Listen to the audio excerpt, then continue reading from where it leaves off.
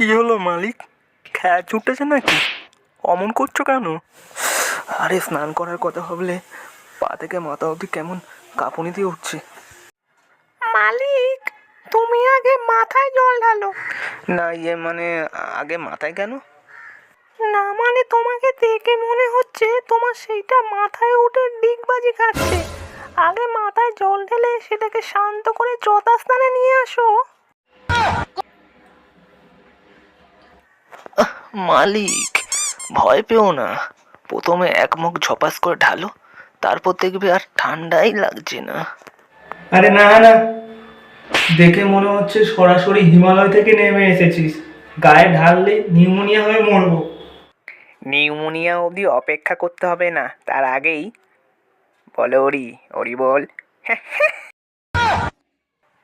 চুপ কর শালা, মালিককে ভয় দেখাচ্ছিস কেন? মালিক, আমি বলছি, বিশ্বাস করো আমাকে, এক মুখ ঢেলি দেখো না, আর ঠান্ডা লাগবে না। একবার বিশ্বাস করো আমায়। সত্যি বলছিস তো?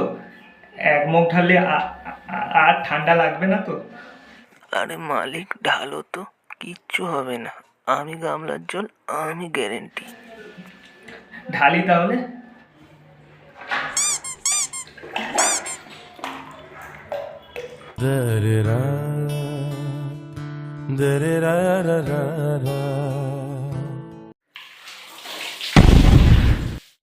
সত্যি তো, আর ঠান্ডাই লাগছে না।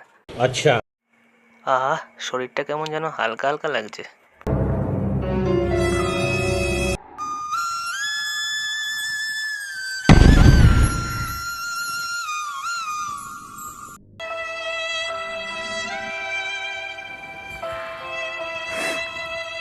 ভগবান।